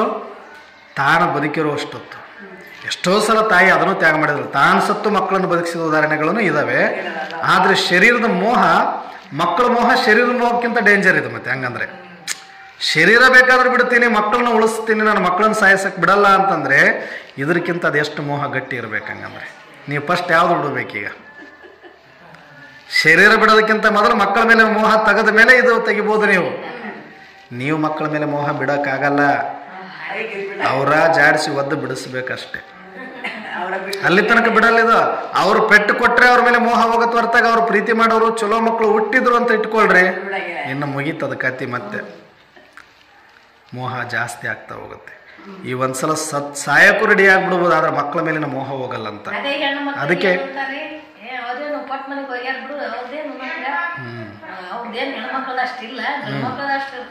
ಆದ್ರೆ ಏನೇ ಇದ್ರು ಕೂಡ ಮಕ್ಕಳನ್ನ ಪ್ರೀತಿಸಿ ಮಾಡೋ ತಾಯಿ ಯಾವುದಾದ್ರೂ ಎಲ್ಲರಿಗೂ ಅಷ್ಟೇ ಇರುತ್ತೆ. ಅದಕ್ಕೆ ಬಾಬಾ ಹೇಳ್ತಾರೆ, ಶರೀರದ ಮೇಲೆ ಮಮತ್ವ ಇದೆ, ಅದಕ್ಕಾಗಿ ಸಾಯೋದಕ್ಕೆ ಹೆದರ್ತೀರಿ. ಒಂದು ವೇಳೆ ಯಾರಾದರೂ ದುಃಖದ ಕಾರಣ ಶರೀರವನ್ನು ಬಿಡಲು ಬಯಸಿದರೆ ಅವರು ಪಾಪಕರ್ಮದ ಶಿಕ್ಷೆಯನ್ನು ಭೋಗಿಸಬೇಕಾಗುತ್ತೆ. ಕೆಲವು ಸಲ ಹಿಂಗೂ ಆಗತ್ತೆ. ಎಷ್ಟೇ ಸಾಯಬಾರದು, ನಾನು ಬದುಕಬೇಕು ಅಂತ ಇದ್ರೂ ಕೂಡ ಕೆಲವೊಂದು ಒತ್ತಡದ ಪರಿಸ್ಥಿತಿಗಳು, ಕೆಲವರಿಗೆ ಸಾಲದ ಬಾಧೆನೋ ಅವಮಾನನೋ ಏನೋ ಒಂದು ಪರಿಸ್ಥಿತಿನೋ ಬಂದಾಗ ಇನ್ನು ನಾನು ಬದುಕಿರಬಾರ್ದು ಅಂತ ಸಾಯಬೇಕು ಅಂತ ಅತಹನೆ ಅನ್ಕೊಂಡ್ಬಿಟ್ಟ ಅಂದ್ರೆ ಅದು ಶರೀರದ ಮೇಲೆ ತ್ಯಾಗದಿಂದ ಸಾಯಬೇಕು ಅಂತ ಇಲ್ಲ. ತನಗ ಯಾವುದೋ ಪರಿಸ್ಥಿತಿಗೊಳಗಾಗಿ ಈ ಒಂದು ದುಃಖದಿಂದ, ಈ ಒಂದು ಸಂದರ್ಭದಿಂದ ನಾನು ದೂರ ಆಗ್ಬಿಡ್ಬೇಕು, ಇದರಿಂದ ಮುಕ್ತ ಆಗಬೇಕು ಅಂತ ಸಾಯಕ್ಕೆ ಹೋದ್ರೂ ಅದು ಬಿಡಲ್ಲ ಅಂತ ಹೇಳ್ತಾರೆ. ಕರ್ಮದ ಭೋಗ ಅಲ್ಲಿನೂ ಕೂಡ ಅನುಭವಿಸ್ಬೇಕಾಗತ್ತೆ. ನೀನು ಸತ್ತ ಮೇಲೂ ಕೂಡ ಎಲ್ಲಿ ಹೋಗ್ತೀಯ? ಈ ಹೊರಗಿನ ಶರೀರ ಕಳೆದು ಬಿಟ್ರೆ ಸಾಲಗಾರ ಬಿಟ್ಟು ಹೋಗ್ಬಿಡ್ತಾನ. ನೀನು ಬನೀನ್ ಹಾಕೊಂಡ್ಬಿಟ್ಟಿಯಪ್ಪ, ಅಂಗಿ ಬಿಚ್ಚಿ ಬಿಟ್ಟಿದಿ, ಸಾಲ ಬಿಟ್ಟು ಬಿಡ್ತೀನಿ ಅಂತಾನ. ನೀನು ಬನೀನ್ ಮೇಲೆಲ್ಲ ಬರೆ ಮೇಲೆ ಇದ್ರೆ ಎಳ್ಕೊಂಡು ಹೋಗ್ತಾರ ಅವ್ರು. ಹೌದಾ ಇಲ್ಲ? ಹಂಗೆ ಶರೀರ ಬಿಡೋದಂದ್ರೆ ಮ್ಯಾಲಿನೊಂದು ಒದಕಿ ತೆಗೆದಿದೆ ಅಷ್ಟೇ. ಒಳಗಡೆ ಆತ್ಮ ಇದೆ, ಸೂಕ್ಷ್ಮ ಶರೀರ ಇದೆ. ಅದು ಏನೆಲ್ಲ ಲೆಕ್ಕಾಚಾರ ಕರ್ಮ ಭೋಗ ಅನುಭವಿಸ್ಬೇಕೋ ಅದು ಅನುಭವಿಸುತ್ತೆ ಅಂತ ಬಾಬಾ ಹೇಳ್ತಾರೆ. ನೀವು ಅನ್ಕೊಂಡಿರಿ ಈ ಶರೀರ ಬಿಟ್ಟುಬಿಟ್ರೆ ನಾನು ಆರಾಮಾಗ್ಬಿಡ್ಬೋದು ಅಂತ. ಇದು ಮುಗಿದ ಮೇಲೆ ಇನ್ನೊಂದು ದೊಡ್ಡ ಕತೆ ಐತೆ. ಅದರೊಳಗಡೆ ಇದ್ದು ಅದನ್ನು ಬಿಡಬೇಕಾಗೈತಿ. ಅದನ್ನು ಬಿಟ್ಟರೆ ಅಶರೀರಿ ಸ್ಥಿತಿ, ಇದನ್ನು ಬಿಡೋದು ಅಶರೀರಿ ಸ್ಥಿತಿ ಅಲ್ಲ. ಇದು ಜಸ್ಟ್ ಮೋಹದ ಒಂದು ಒದಕೆ ತೆಗೆದಂಗೆ. ಒಳಗಡೆ ಇನ್ನೊಂದಿದೆ ಸೂಕ್ಷ್ಮ ಶರೀರ, ಅದನ್ನೂ ತ್ಯಾಗ ಮಾಡಿ ಪರಮಧಾಮಕ್ಕೆ ಹೋಗುವಷ್ಟು ನಾವು ಆ ಶರೀರ ಸ್ಥಿತಿ ಪಡ್ಕೊಳ್ಬೇಕಾಗತ್ತೆ. ಅದಕ್ಕೆ ಬಾಬಾ ಹೇಳ್ತಾರೆ, ಹಂಗೂ ನೀವೇನಾದ್ರೂ ಈ ಶರೀರ ಕಳ್ಕೊಳ್ಬೇಕು ಅಂತ ಇಚ್ಛೆ ಮಾಡಿದ್ರೆ ಅದು ಆಮೇಲೂ ಕೂಡ ನೀವು ಅನುಭವಿಸ್ಬೇಕಾಗತ್ತೆ. ಸಂಗಮದಲ್ಲಿ ನೀವು ಮಕ್ಕಳಿಗೆ ಯಾವುದೇ ಭಯವಿಲ್ಲ, ಏಕೆಂದರೆ ನೀವು ಹಳೆಯ ಶರೀರವನ್ನು ಬಿಟ್ಟು ತಂದೆಯ ಬಳಿ ಹೋಗುತ್ತೇವೆಂದು ಇನ್ನೂ ಹೆಚ್ಚಿನ ಖುಷಿ ಇರುತ್ತದೆ. ಈಗ ನಮಗೇನು ಖುಷಿ ಅಂದರೆ ಸತ್ರ ಸೀದಾ ಎಲ್ಲಿ ಹೋಗ್ತೀವಿ ನಾವು? ಒಂದು ಶಾಂತಿಧಾಮ, ಇಲ್ಲ ಇನ್ನೊಂದು ಸುಖಧಾಮ. ಎರಡೂ ಗೊತ್ತಿದೆ ನಮಗೀಗ. ಎರಡು ದಾರಿ ನನಗೆ ಗೊತ್ತಿದೆ. ಆ ಎರಡು ದಾರಿ ಗೊತ್ತಿರೋದ್ರಿಂದ ಇವಾಗ ಇಲ್ಲಿ ಬಿಟ್ಟರೆ ಸಾಕಪ್ಪ, ನಾನು ಹೋದ್ರೆ ಅಪ್ಪನ ಮನೆಗೆ ಹೋಗ್ತೀನಿ, ತವ್ರ ಮನೆಗೆ ಹೋಗ್ಬೇಕಂದ್ರೆ ನೀವು ಎಷ್ಟು ಖುಷಿ ಆಗ್ತೀರಿ? ಗಂಡನ ಮನೆಯೊಳಗೆ ಎಷ್ಟೇ ಐಶ್ವರ್ಯ ಇದ್ರು, ಎಷ್ಟೇ ಸಂಪತ್ತಿದ್ರು ಕೂಡ ತವ್ರ ಮನೆಗೆ ಹೋಗ್ತೀವಿ ಅಂದ ಕೂಡಲೇ ಒಂಥರ ರೆಕ್ಕೆ ಪುಕ್ಕ ಬಂದಂಗ ಖುಷಿ ಆಗತ್ತ, ದುಃಖ ಆಗತ್ತ? ಖುಷಿನೇ ಆಗತ್ತ. ಅದು ಖುಷಿ ಆಗತ್ತ ಅಲ್ವಾ? ಅಲ್ಲಿ ಏನು ಇರಲಿ ಇಲ್ಲದೆ ಇರಲಿ, ಒಂದು ಸುಮ್ಮನೆ ತಾಯಿ ಕುಂತಿದೆ ಮನೇಲಿ ಅಂದ್ರೆ ಸಾಕು, ಅಷ್ಟು ಖುಷಿಯಿಂದ ಹೋಗ್ತೀರಿ ನೀವು. ಹಂಗೆ ಇರ್ಬೇಕೀಗ ನಿಮಗ ಅಂತ ಹೇಳ್ತಾರೆ. ಗಂಡನ ಮನೆ ಹಂಗಂತ ಹೋಗೇನು ಅಲ್ಲೇ ಇರಲ್ಲ. ಆಕಿ 2 ದಿನ ಹೋಗಲ್ಲ, 3ನೇ ದಿನ ಇದ್ಲು ಹೋದ್ರೆ ನನ್ನ ಪತಿ ಇದ್ದಾನೆ, ನನ್ನ ಮಕ್ಕಳಿದ್ದಾನೆ, ನನ್ನ ಸಂಸಾರ ಇದೆ, ನನ್ನ ಬಾಳ್ವೆ ಇದೆ ಅಂತ ಓಡ್ ಬಂದ್ಬಿಡ್ತೀರಿ. ಆದ್ರೆ ಹೋಗಾಗ ಮಾತ್ರ ಭಾರಿ ಖುಷಿಯಿಂದ ಹೋಗ್ತೀರಿ. ಎಷ್ಟೊತ್ತು? 1 ದಿನ 2 ದಿನ ಅಷ್ಟೇ ಚಂದ. 3ನೇ ದಿನಕ್ಕೆ ಅವ್ರು ಇರು ಅಂದ್ರೂ ನಮ್ದೇನು ಸಂಸಾರ ಇಲ್ವಾ, ನಮ್ಗೇನು ಬಾಳ್ವೆ ಇಲ್ವಾ ಅಂತ ಬಂದುಬಿಡ್ತೀರಿ. ಹಾಗೆ ಎಷ್ಟೇ ಇಲ್ಲಿ ಕಷ್ಟ ಇದೆ ಗಂಡನ ಮನೆಯಲ್ಲಿ, ದುಡಿಬೇಕು, ಅನಿಸ್ಕೋಬೇಕು, ಆಡಬೇಕು, ಎಲ್ಲ ಅಳಬೇಕು, ಕರಿಬೇಕು, ಇದೆಲ್ಲ ಇದ್ರೂ ಇದ್ರ ಮೇಲೇ ಜೀವನ ಇರುತ್ತೆ ನಮ್ಮದು. ಇಲ್ಲೇ ಇರ್ತೀರಿ. ಆದರೆ ಹಂಗೂ ಒಂದು ವೇಳೆ ನಿಮಗಿದು ಬಿಡುಗಡೆ ಆಗಿ ತವ್ರ ಮನೆಗೆ ಹೋಗೋದು ಬಂತು, ಅಥವಾ ತವ್ರ ಮನೆಗೆ ಹೋಗೋಂಥ ಒಂದು ದಿನ ಬಂದಾಗ ಖುಷಿಯಿಂದನೇ ಹೋಗ್ತಾರೆ. ಹೆಂಗೋ ಹಾಗೆ ಇಲ್ಲಿ ಸಾಕಾದ ಮೇಲೆ ಪೂರ್ತಿ ಗಂಡನ ಮನೆಗೆ ಬೇಸರಾತಿ, ಗಂಡನ ಒಡೆಯೋದು ಬಡಿಯೋದು ಜಾಸ್ತಿ ಮಾಡ್ದ ಅಂತಂದಾಗ ಅವ್ರ ತವ್ರ ಮರ ನಿನಗೆ ಯಾವಾಗ ಸಾಕಾಗತ್ತೆ ಅವಾಗ ಬಂದು ಬಿಡೋಣ ಅಂತ ಬಾಗಿಲು ಓಪನ್ ಇದ್ದರೆ ಆ ಮಗುಗೆ ಆರಾಮಾಗಿ ಹೋಗ್ಬಿಡ್ತಾಳೆ. ಸಾಕಪ್ಪ, ಇಲ್ಲಿ ಎಷ್ಟು ದುಡಿದ್ರು ಅಷ್ಟೇ, ತನಗೆ ಎಷ್ಟು ಮಾಡಿದ್ರು ಅಷ್ಟೇ, ಇನ್ನು ಇರುವಷ್ಟು ದಿನ ಆದ್ರೂ ಅಲ್ಲಿ ನೆಮ್ಮದಿಯಾಗಿ ಇದ್ದು ಬಿಡೋಣ ಅಂತ ಹೋಗಿ ತವ್ರ ಮನೇಲಿ ಚೆನ್ನಾಗಿತ್ತು ಅಂದರೆ ಆರಾಮಾಗಿ ಇದ್ದು 4 ದಿನ ಕೊನೆ ಉಸಿರು ಎಳಿತಾಳೆ. ಅಲ್ಲೂ ಇಲ್ಲ ಅಂದಾಗ ಈ ನರಕದೊಳಗೆ ಬೀಳಬೇಕಾಗತ್ತಾ, ಇನ್ಯಾರು ನನಗೆ ಗತಿ ಇಲ್ಲ ಅಂತ ಭೋಗಿಸ್ಬೇಕಾಗತ್ತೆ.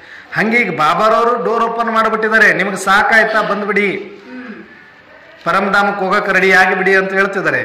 ಈಗ ನಮಗೆ ಕಷ್ಟ ಆದ್ರೂ ಈಗ ನಮ್ಮ ಅಪ್ಪ ಇದ್ದಾನೆ, ಡೋರ್ ಓಪನ್ ಮಾಡ್ಕೊಂಡು ಕೂತಾನೆ, ಹೋದ್ರೆ ಎಲ್ಲಿಗೆ ಹೋಗ್ತೀವಿ? ಅಪ್ಪನ ಮನೆಗೆ ಹೋಗ್ತೀವಿ. ಆ ಥರ ತವ್ರ ಮನೆಗೆ ಹೋದಂಗೆ ನೀವು ಖುಷಿ ಇರಬೇಕು ಅಂತ ಬಾಬಾ ಹೇಳ್ತಾರೆ. ಖುಷಿ ಇದೆಯಾ ಮನೆಗೆ ಹೋಗ್ಲಿಕ್ಕೆ? ಖುಷಿ ಇದೆಯಾ? ಯಾವಾಗ ಬುಕ್ ಮಾಡೋಣ ಹೇಳಿ ಟಿಕೆಟ್? ಮತ್ತೆ ಯಾವತ್ತು ಹೋಗೋಣ ಹೇಳ್ರಿ?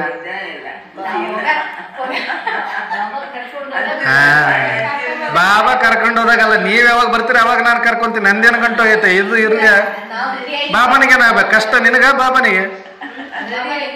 ಮತ್ ನಿಮಗ್ ಕಷ್ಟ ಆದ್ರೆ ನೀವು ಬರ್ತೀನಿ ಅಂತ ಹೇಳ್ಬೇಕು, ಬಾಬಾ ಯಾಕೆ ಕರಿಬೇಕು? ಬಾಬಾ ಇರೋ ಅಂತ ಇರ್ತೀರ ನೀವು? ಮತ್ತೆ ನಿಮಗೆ ಸಾಕಂದ್ರೆ ಬರೀ ನಾನು ಖಾಲಿ ಗಾಡಿ ತಂದು ನಿಂದ್ರಿಸಿನಿ, ನಿಮಗೆ ಸಾಕಾಯ್ತಾ ಬಂದು ಕೂತ್ಕೊಳ್ರಿ ಕರ್ಕೊಂಡು ಹೋಗ್ತೀನಿ ಅಂತಾನ. ಖಾಲಿ ಬಸ್ ನಮ್ಮ ಮನೆ ಮುಂದೆ ಬಂದು ನಿಂತೈತಿ. ಅವ್ರ ಕೆಲಸ ಏನು? ಮದುವೆಗೆ ತಯಾರಾಗೋದು, ಮದುವೆಗೆ ಹೇಳೋದು, ಬರ್ರಿ ಬರ್ರಿ ಅಂತ ಹೇಳೋದು, ನೀವು ಬಟ್ಟೆ ಉಟ್ಕೊಳ್ಳೋದು. ನಿಮ್ಮನ್ನೇನು ಬಂದು ಬಟ್ಟೆ ಉಡ್ಸೋಕ್ಕಾಗತ್ತಾ? ಸ್ನಾನ ಮಾಡ್ಸೋಕ್ಕಾಗತ್ತಾ? ಮದುವೆಗೆ ಬರ್ರಿ, ಗಾಡಿ ಬಂದು ನಿಂತಿದೆ ಅಂತ ಹೇಳ್ತಾರ. ನೀವೇನು ಮಾಡ್ಬೇಕು? ಹೋಗ್ಬೇಕನ್ನಂಗಿದ್ರೆ ಗಾಡಿ ಬಿಡೋದ್ರೊಳಗೆ ನೀರು ರೆಡಿ ಆಗಬೇಕು. ನೀರು ರೆಡಿ ಆಗೋ ತನಕ ಗಾಡಿ ಇರಲ್ಲ, ಅಲ್ಲಿ ತುಂಬಿತಾ ಬಿಡ್ತಾ ಇರ್ತಾರೆ ಅವ್ರು. ಮದುವೆಯವ್ರು ನಿಮ್ಮ ಸಲ ಮದುವೆ ನಿಲ್ಲಿಸ್ತಾರೇನೋ ಅವರು? ತಡಿಯಪ್ಪ, ನಾನು ಸೀರೆ ತರಕ್ಕೆ ಹೋಗಿ ನನ್ನ ಮಗ ಸೀರೆ ತೊಗೊಂಡು ಬರಲಿ, ಆಮೇಲೆ ಉಟ್ಕೊಂಡು ಬರ್ತೀನಿ. ಬಂಗಾರ ತೊಗೊಂಡು ಬರ್ರಿ ನನ್ನ ಮಗ, ಆಮೇಲೆ ಉಟ್ಕೊಂಡು ಬರ್ತೀನಿ ಅಂದ್ರೆ ಕಾಯ್ತಾರೇನೋ ಅವರು? ನೀನು ಬಂಗಾರ ಸೀರೆ ಮಾಡ್ಕೊಂಡು ಇಲ್ಲೇ ಇರಮ್ಮ, ನಾವು ಮದುವೆ ಮುಗಿಸ್ಕೊಂಡು ಬರ್ತೀವಿ ಅಂತಾರೆ ಅವ್ರು. ಹೌದಾ ಇಲ್ಲ? ನೀವೇನು ಮಾಡ್ತೀರ? ಅಷ್ಟರೊಳಗಡೆ ಅವ್ರು 1 ಸಲ ಹೇಳ್ತಾರೆ, 2ನೇ ಸಲ ಕರಿಯಕ್ಕೆ ಬರ್ತಾರೆ, 3ನೇ ಸಲಕ್ಕೆ ಆರನ್ನು ಹೊಡಿತಾರೆ. ಅಷ್ಟರೊಳಗಡೆ ನಿನ್ನ ಗಾಡಿಯಾಗಿದ್ರ ನಿನ್ನ ಜೊತೆಗೆ ಹೋಗ್ತಿದ್ದಿ, ಇಲ್ಲ ನೀನು ಬಿಟ್ಟು ಹೋಗ್ತಾರೆ ಅವ್ರು. ಅವ್ರಂತೂ ರೆಡಿ ಇದಾರೆ ಈಗ ಲಗ್ನಕ್ಕೆ ಹೋಗಕ್ಕೆ. ಹಾಗೆ ಬಾಬಾ ಗಾಡಿ ತಂದು ನಿಲ್ಸ್ಯಾರ. ಈಗ ನೀನು ರೆಡಿಯಾಗಿ ಹೋಗಿ ಸಾಕಪ್ಪ ನನಗೆ ಇನ್ನೇನು ಬೇಡ ಅಂತ ಹೋಗಿ ಕೂತ್ಕೊಂಡ್ರೆ ನಿನ್ನ ಕರ್ಕೊಂಡು ಹೋಗ್ತಾರೆ ಅವರು. ಯಾರು ಬಂದು ಫಸ್ಟ್ ಕುಂದಿರ್ತಾರೋ ಅವ್ರು ತುಂಬಿದ ಕೂಡಲೇ ಗಾಡಿ ಬಿಡೋರು ಅವರು. ಫಸ್ಟ್ನೇ ಟ್ರಿಪ್ಪಿಗಾದ್ರೂ ಹೋಗು, ಲಾಸ್ಟ್ನೇ ಟ್ರಿಪ್ಪಿಗಾದ್ರೂ ಹೋದ್ರು, ನಿನಗೆ ಬಿಟ್ಟಿದ್ದದು ಕೆಲಸ. ಈಗ 1ನೇ ಸಲಕ್ಕೆ ಹೋಗ್ತಿ ಒಂದು ಗಾಡಿ, ಅವಾಗ ನೀನು ಇನ್ನೂ ರೆಡಿಯಾಗಿಲ್ಲ.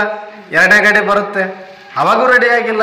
3ನೇ ಗಾಡಿ ಬರುತ್ತೆ, ಆಯ್ತು. ಅಷ್ಟರೊಳಗಡೆ ನೀನು ರೆಡಿ ಆಗಿಲ್ಲ ಅಂದ್ರೆ ಎಳ್ಕೊಂಡು ಹಾಕ್ಕೊಂಡು ಹೋಗ್ತಾರೆ ಅಷ್ಟೇ. ಮತ್ತೆ ನೀನು ಪೂರ ನಿನ್ನ ಬಿಟ್ಟು ಮಾಡೋಕ್ಕಿಲ್ಲ ಅಂತಂದ್ರೆ, ಒಂದು ಅಜ್ಜಿ ಆಗಿತ್ತು ಅಂತಂದರೆ ನೀನು ಎಳ್ಕೊಂಡಾದ್ರೂ ಹೊತ್ಕೊಂಡು ಹೋಗಿ ಮದುವೆ ಮಾಡ್ಕೊಂಡು ಕರ್ಕೊಂಬಂದುಬಿಡ್ತಾರೆ. ಹಾಗೆ ಈಗ ಲಾಸ್ಟಲ್ಲಿ ಇರೋದು. ನೀನ ಬಂದು ಕುತ್ಕೊಂಡ್ರೆ ಮರ್ಯಾದೆ, ಇಲ್ಲ ಲಾಸ್ಟಿಗೆ ಎಲ್ಲರನ್ನ ಎತ್ತಕೊಂಡು ಹೋದಂಗೆ ನಾನು ಎತ್ತಕೊಂಡು ಹೋಗ್ಬೇಕಾಗತ್ತೆ ಅಂತಂದ್ರೆ ಅದಕ್ಕೆ ಹೆಂಗೆ ಮಾಡೋಣ? ನಾವೇ ಹೋಗಿ ಮುಂದೆ ಸೀಟ್ ಹಿಡ್ಕೊಂಡ್ಬಿಡೋಣ. ಈಗ ಹಿಂದೆ ಜಂಪ್ ಜಾಸ್ತಿ ಆಗುತ್ತೆ, ಸ್ವಲ್ಪ ಮುಂದೆನೋ ಕುತ್ಕೊಂಡ್ಬಿಡೋಣ. ಹೋಗೋಣ ಮತ್ತೆ ಯಾವಾಗ? ನೆಕ್ಸ್ಟ್ ಶಿವರಾತ್ರಿಗೆ ರೆಡಿ ಮಾಡೋಣ ಗಾಡಿ. ಇನ್ನೊಂದು ವರ್ಷ ಪಕ್ಕ. ಹಿಂಗಂದೊಂದು 10 ವರ್ಷ ಕಳೆದು ಬಿಟ್ಟಿವಿ. ಹಿಂಗಂದು 10 ಶಿವರಾತ್ರಿ ಆಗೋದು, 86 ಶಿವರಾತ್ರಿ ಅದು. ಶಿವಪ್ಪನು ಆತ ನಂಬಿಸಿ ಮೋಸ ಮಾಡಿಬಿಟ್ಟಿವಿ ಆತನಿಗೆ. ಬಂದುಬಿಡ್ತೀನಿ ಬಾಬಾ ಬಂದುಬಿಡ್ತೀನಿ ಅಂದರೆ 86 ವರ್ಷ ಆದ್ರೆ ಯಾರೂ ಬಂದಿಲ್ಲ, ಇನ್ನ ಯಾರೂ ರೆಡಿ ಆಗಿಲ್ಲ. ಆ ಮದುವೆಗೆ ಹೋಗಕ್ಕೆ ಬಟ್ಟೆ ಉಟ್ಕೋಬೇಕು, ಇಲ್ಲಿ ಬಟ್ಟೆ ಬಿಚ್ಚಬೇಕು, ಯಾರು ಬಿಚ್ಚಕ್ಕೆ ರೆಡಿ ಇಲ್ಲ. ಶರೀರ ಆಗಕ್ಕೆ ಯಾರು ರೆಡಿ ಇಲ್ಲ, ಮೋಹ ಬಿಡಕ್ಕೆ ಯಾರು ರೆಡಿ ಇಲ್ಲ. ಸುಮ್ಮನೆ ಹೇಳ್ಕೊಂತ ನನ್ನನ್ನು ನಂಬಿಸ್ಕೊಂಡು ನನಗೆ ಬಕ್ರ ಮಾಡ್ತಾ ಇದ್ರಿ ಅಂತಾರೆ ಬಾಬಾ. ಅಲ್ರಿ ಬಾಬಾ ಹೇಳ್ತಾರ, ನಾನು ನಿಮ್ ಬ್ಯಾಗೇಜ್ ತಯಾರು ಮಾಡಿ ಇಟ್ಕೊಳ್ಳಿ, ನಾನು ಬಂದೀನಿ ಕರಿಲಕ್ಕ. ಎದ್ರ ಬ್ಯಾಗೇಜು? ಈ ಬಟ್ಟೆ ಬಿಚ್ಚ್ರಿ, ಇವು ನಡೆಯಲ್ಲ ಅಲ್ಲಿ. ಈ ಬಟ್ಟೆ ಇದ್ರೆ ನಿಮ್ಮನ್ನ ಒಳಗೆ ಬಿಡಲ್ಲ. ಈಗ ದವಾಖಾನೆಗೆ ಹೋಗ್ಬೇಕಂದ್ರೆ ನಿಮ್ಮ ಬಟ್ಟೆ ಮೇಲೆ ಬಿಡಲ್ಲ ಅವ್ರು, ಮೇಲೆ ಒಂದು ಅಪ್ರಾನ್ ಕೊಡ್ತಾರೆ, ಅದನ್ನ ಹಾಕ್ಕೊಂಡು ಹೋಗ್ಬೇಕು ನೀವಲ್ಲಿ. ಯಾಕಂದ್ರೆ ಇವು ರೋಗ ಬರ್ತಾವ ಹಂಗೆ ಹಿಂಗೆ ಅಂತೇಳಿ ಇವನ್ ತೆಗಿಸಿ ಅವ್ರ ಬಟ್ಟೆ ಕೊಟ್ಟು ಅವರು ಹಾಕ್ಸ್ಕೊಂಡು ಒಳಗಡೆ ಕರ್ಕೊಂಡು ಹೋಗ್ತಾರೆ. ಹಾಗೆ ಈಗ ನೀವು ಇಲ್ಲಿಗೆ ಹೋಗ್ಬೇಕಂದ್ರೆ ಈ ಸ್ಥೂಲ ಶರೀರವನ್ನು ಮರಿಬೇಕು, ಬಿಡಬೇಕು. ಸೂಕ್ಷ್ಮ ಶರೀರದ ಮೇಲೆ ಅಭಿಮಾನ ಬಿಡಬೇಕು. ನಿಮಗೆಲ್ಲದರ ಮೇಲೆ, ಜಗತ್ತಿನ ಮೇಲೆ, ಸಂಬಂಧಗಳ ಮೇಲೆ, ಉಷ್ಟ್ರ ಮೇಲೆ, ಉದ್ಯೋಗ, ವ್ಯಾಪಾರ, ವ್ಯವಹಾರ ಎಲ್ಲದರ ಮೇಲೇನೂ ಮೋಹ ಬಿಡಬೇಕು. ಬಿಟ್ಟು ಆತ್ಮ ಅಂತ ತಿಳ್ಕೊಂಡು ಪರಮಾತ್ಮನ ಸ್ಮೃತಿಯಲ್ಲಿದ್ದು ಆತ್ಮದ ಗುಣಗಳ ಖಜಾನೆಯನ್ನು ಗಂಟು ಕಟ್ಕೊಳ್ಳೋದಂದ್ರೆ. ಮತ್ತು ಇನ್ನೊಂದು ಗಂಟೆ ಯಾವ್ದು ಕಟ್ಟಬೇಕು? ಪುಣ್ಯದ ಗಂಟೆ ಯಾವುದು ಅಂದ್ರೆ ಈಗ ಆಶೀರ್ವಾದ. ಎಲ್ಲ ಆಶೀರ್ವಾದ ಸಿಗ್ತಾ ಇದೆ ನೋಡಿ.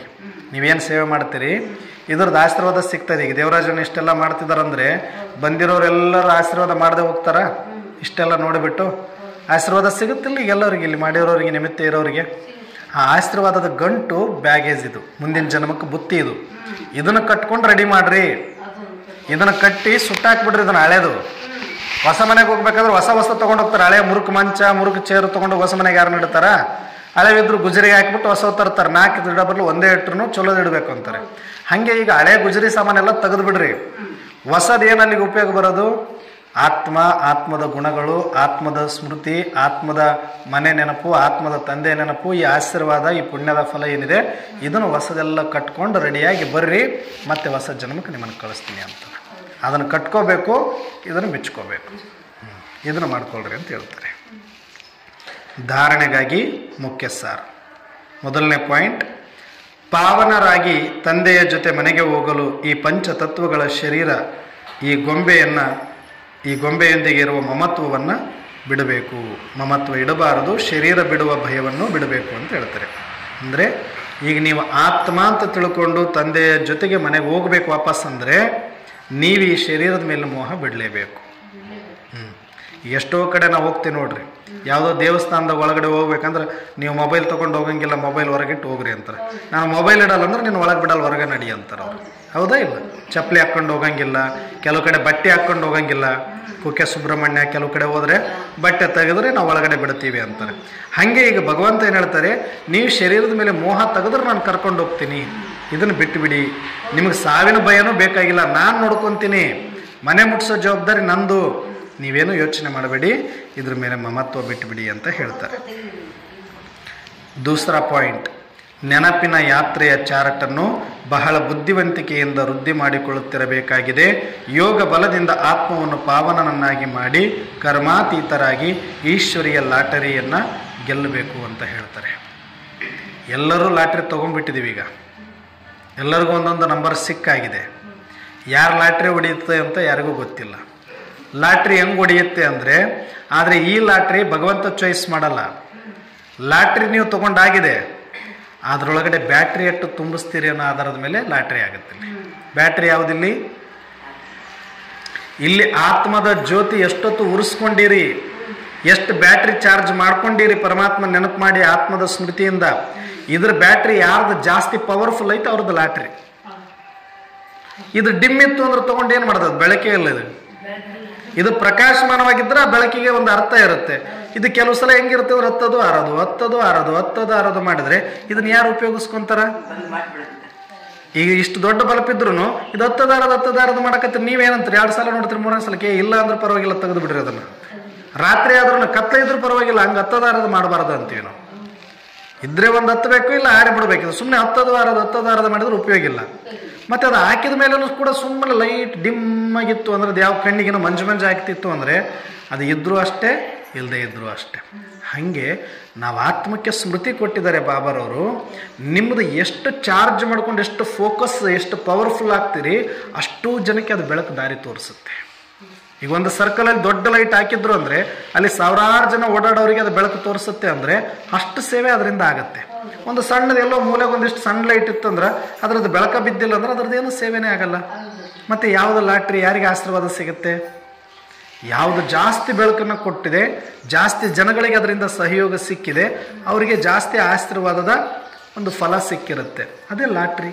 ಆಶೀರ್ವಾದ ಪಡೆಯೋದೇ ಲಾಟ್ರಿ ಸಂಗಮಯುಗದಲ್ಲಿ.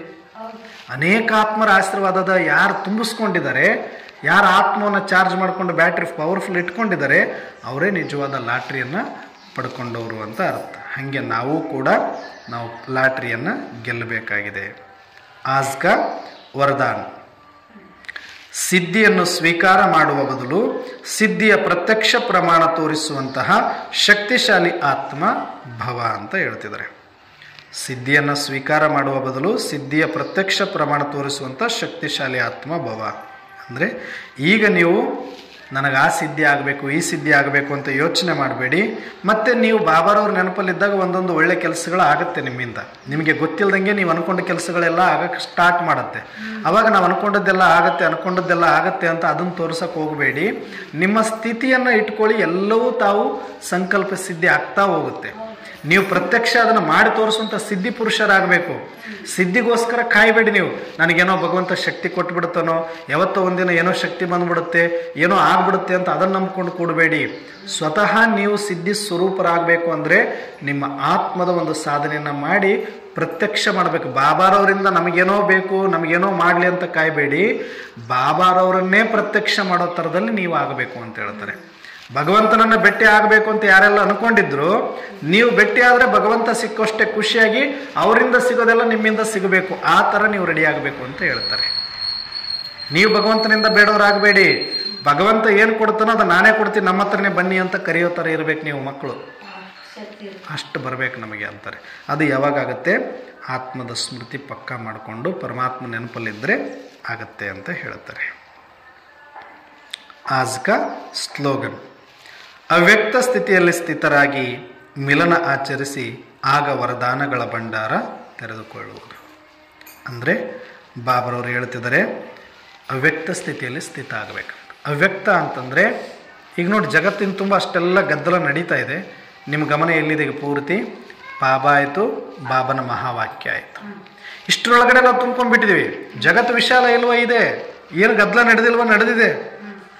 ನಾವು ಇಷ್ಟರೊಳಗಡೆ ನಮ್ಮ ಆತ್ಮ ಪರಮಾತ್ಮರ ಸಂವಾದ ನಡೀತಾ ಇದೆ ಪೂರ್ತಿ. ಈ ಮಿಲನ ಇರಬೇಕು ಅಂತ ಹೇಳ್ತಾರೆ.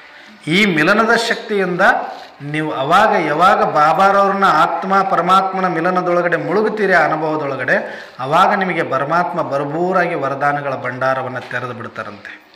ಎರಡೂ ಕೈಯಿಂದ ನಿಮಗೇನು ಮಾಡ್ತಾರೆ? ಆಶೀರ್ವಾದ ಮಾಡ್ತಾರೆ, ವರದಾನಗಳನ್ನು ಕೊಡ್ತಾರೆ. ಅಂಥ ಶ್ರೇಷ್ಠ ಒಂದು ವರದಾನಗಳನ್ನು ಪಡ್ಕೊಳ್ತೀರಿ ಅಂತ ಹೇಳ್ತಾರೆ.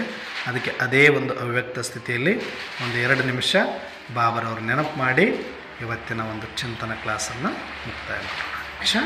ಓಂ ಶಾಂತಿ.